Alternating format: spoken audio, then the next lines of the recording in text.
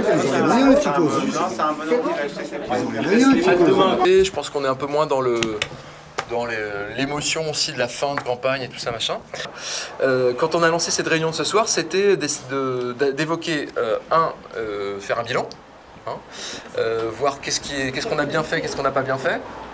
Il faut quand même essayer d'être lucide là-dessus, voir un peu tout ce qu'on pourrait faire en mieux aussi. Et bilan dans un premier temps et ensuite perspective dans l'autre. Qu'est-ce qu'on fait ensuite ? Parce que c'est pas le tout, on a encore pas mal de choses à faire, je pense, ensemble. Donc voilà, je sais pas si déjà est-ce qu'on peut s'accorder sur l'ordre du jour, est-ce que ça vous semble bien ? On fait un tour de table, tour de parole en tout cas, où on essaye de s'en tenir à quelque chose d'assez court si possible. On garde des grandes idées, puis parce que pour éviter aussi peut-être les redites et pour qu'on aille assez vite. Franck, tu veux commencer ? Je pense que sur la campagne des législatives, que j'ai trouvé très difficile, hein, parce que ça passe vite et qu'on est déjà fatigué et puis qu'on est écrasé par la machine, c'est que je pense qu'on aurait dû plus essayer que les candidats rencontrent des personnes, je sais pas comment dire, des responsables d'associations, des personnes comme ça qui nous semblaient, qui nous auraient semblé importantes. Je pense qu'on n'a pas été assez discuté avec les gens. Ceci dit, je ne suis pas sûr du tout que ça aurait changé grand-chose au résultat. On s'est souvent retrouvés à quelques-uns à faire soit rédiger des tracts, soit rédiger des communiqués de presse ou ce genre de choses.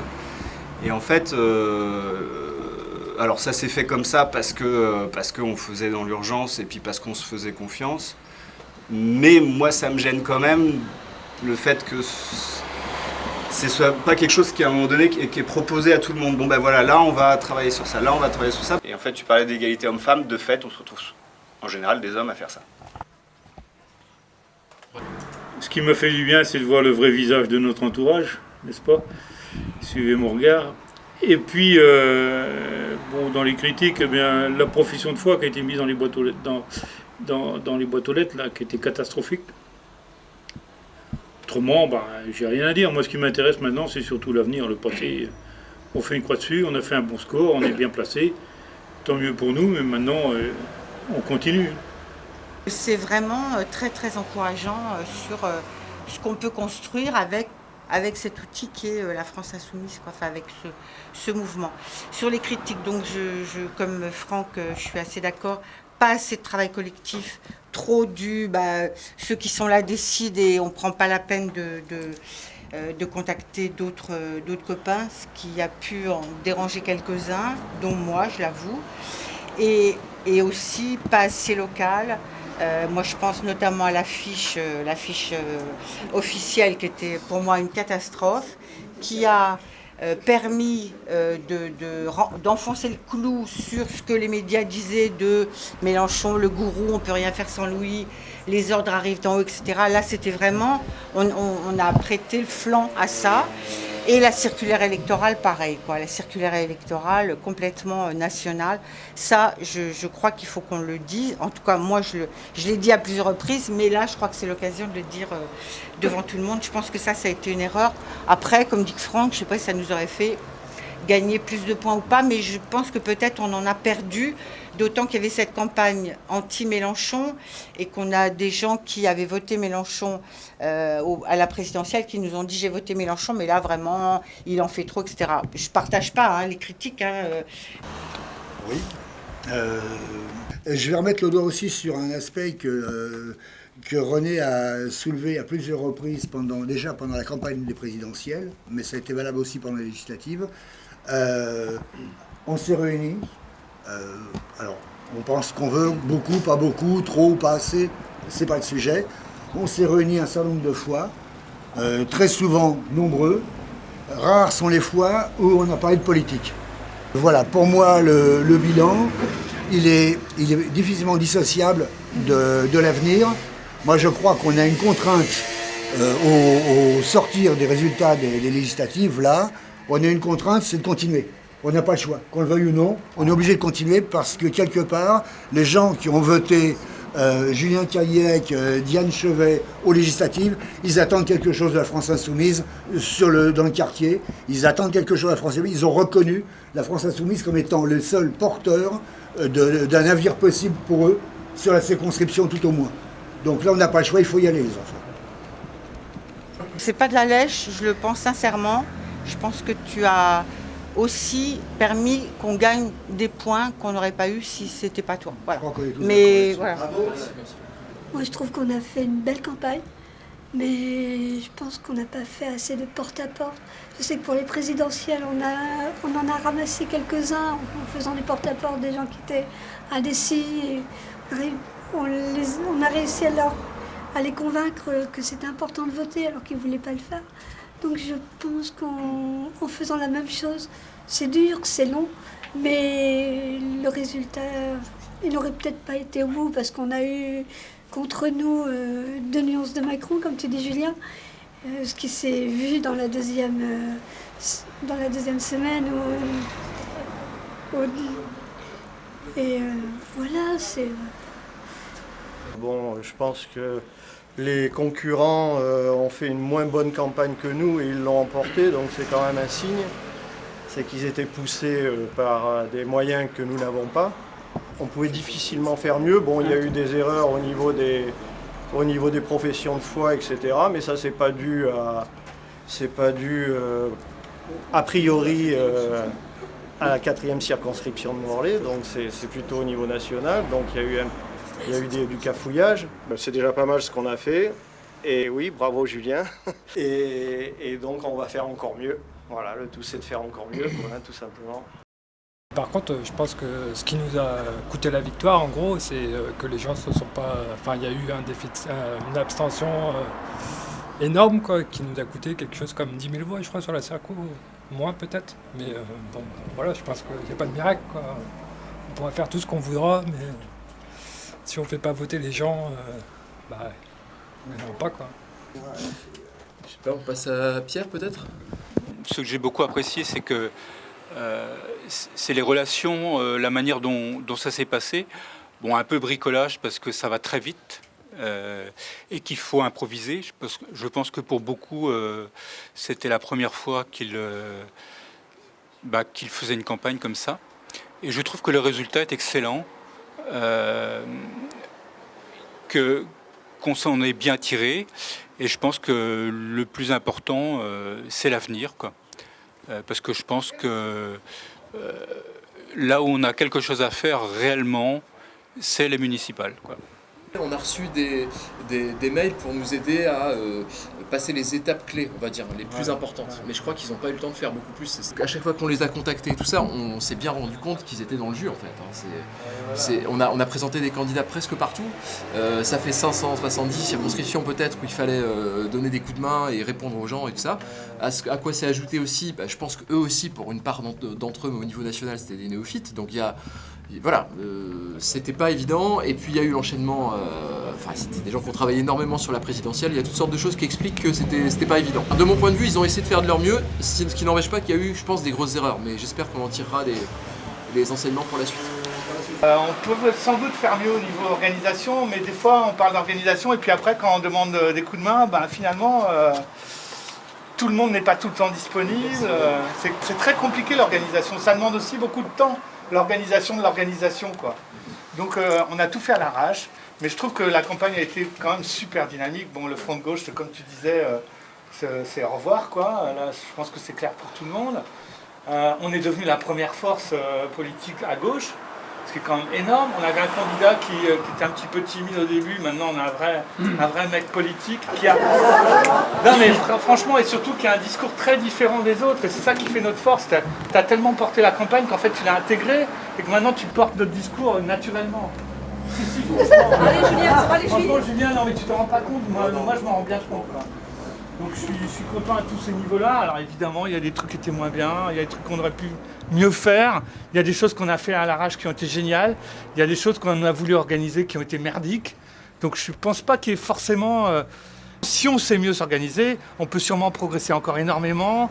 On a beaucoup de place pour faire beaucoup mieux. On voit bien comment fonctionnent les politiques aussi, leur réseau, leur manière de faire. Mais en même temps, en faisant avec notre manière à nous, on fait aussi la différence. Et je pense qu'on a un fort potentiel dans les mains. Maintenant, il faut savoir ce qu'on va en faire. Il ne faut surtout pas se déchirer, il ne faut surtout pas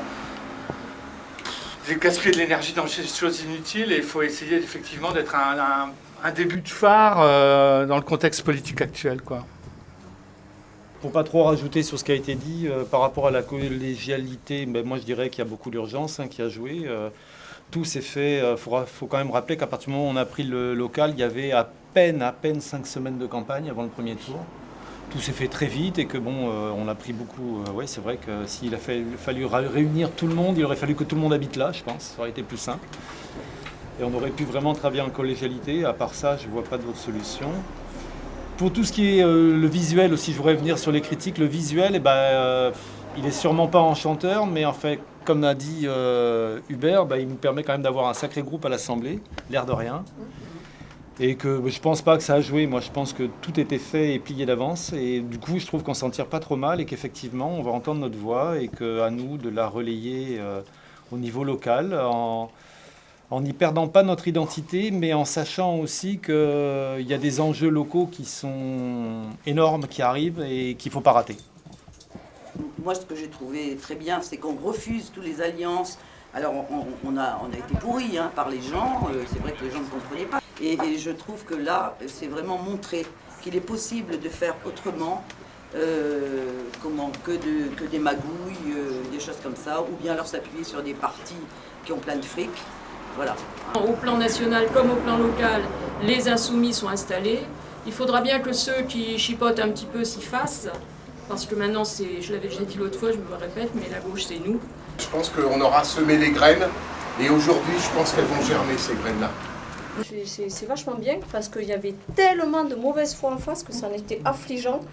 Bon, pour Méluche, quoi qu'il dise, quoi qu'il fasse, il a toujours tort, la France insoumise a toujours tort, quoi qu'on fasse, quoi qu'on dise.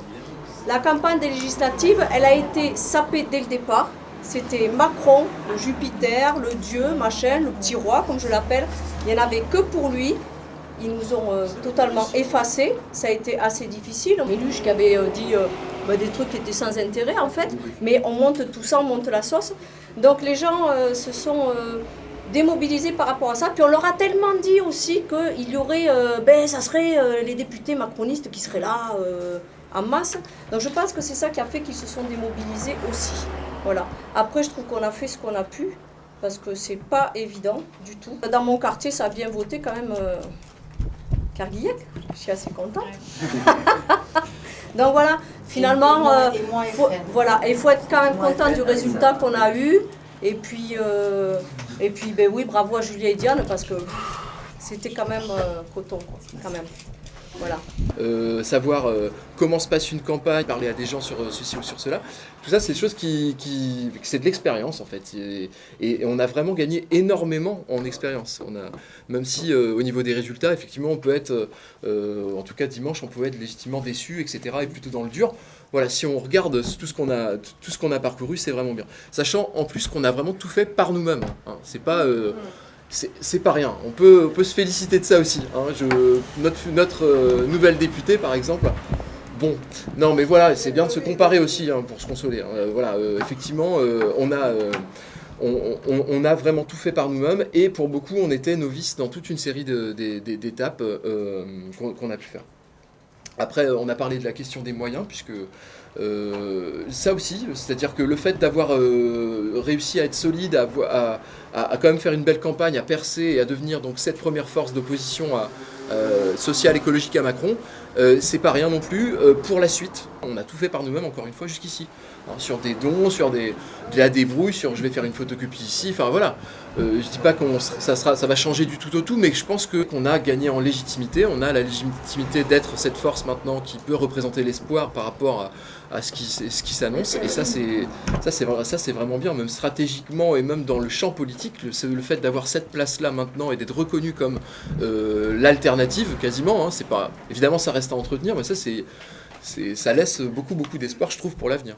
Et on le sent, enfin, je trouve, moi j'ai suivi un petit peu aussi l'arrivée de notre groupe à l'Assemblée, j'ai suivi ce qui s'est dit un peu dans les médias, on sent quand même qu'il y a c'est eux l'alternative, quoi. Grosso modo, c'est ce discours-là.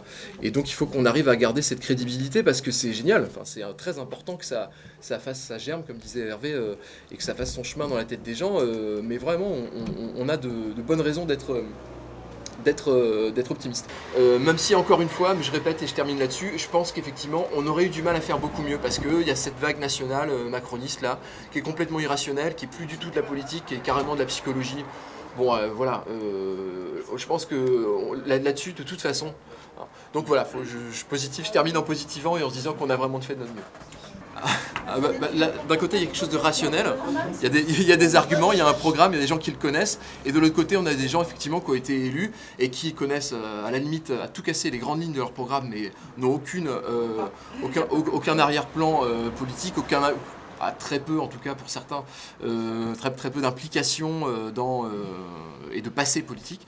Bon, voilà, c'est ça que ça veut dire. La psychologie, elle est plutôt là-dedans, dans cette espèce de vote en masse et en marche pour cette formation-là, qui est dans la suite de la présidentielle, avec toute la publicité qu'il y a derrière, la com, le renouveau, la jeunesse, le ceci, le cela, et puis c'est ça que j'appelle la psychologie. Tu veux Première chose qu'on a dite qui me semble essentielle, c'est de rester ensemble. Rester bien ensemble et donc faire en sorte, trouver les moyens de rester ensemble et de faire en sorte que ça continue à fonctionner. Et donc ça pose, après on arrive sur des choses pratiques, qui fait quoi, est-ce qu'on garde un local, et voilà, bref tout ça, mais en tout cas garder cette ambition de rester unis. On a évoqué, deuxième objectif, ce serait de rester visible. Visible et aussi alors dans les luttes, mais aussi en dehors des temps électoraux. Plus généralement, pas seulement dans les luttes. Moi je pensais à des choses comme voilà, simplement de la présence, ou encore une fois sur les marchés par exemple, sous une autre forme, pas forcément sur du tractage et des choses, mais voilà, s'installer dans le paysage. Et puis troisième chose qui a été évoquée, c'est travailler notre réimplantation locale, c'est-à-dire en fait voilà, être présent aussi dans les futures échéances aussi électorales, mais pas seulement. C'est quelque chose qu'on a évoqué entre nous déjà, faire une petite fête, un rassemblement au début de l'été là, pour marquer la fin de cette longue séquence qu'on a passée ensemble et dans laquelle on a fait plein de choses. Moi, ce que j'imaginais, c'est d'en faire aussi une fête ouverte, c'est-à-dire en tout cas de communiquer sur l'existence de cette fête pour que d'autres gens qui peut-être ne sont pas venus jusqu'ici, dans ce cadre-là, peut-être veuillent venir nous rencontrer. Moi, je suis pas d'un dimanche 9, c'est bien dans ce cas. Le dimanche 9. C'est pareil pour tout le monde, dimanche 9 Ouais. C'est mieux. Julien. Ok, donc on garde ça, 9 juillet, et on en reparle. Bonne nuit.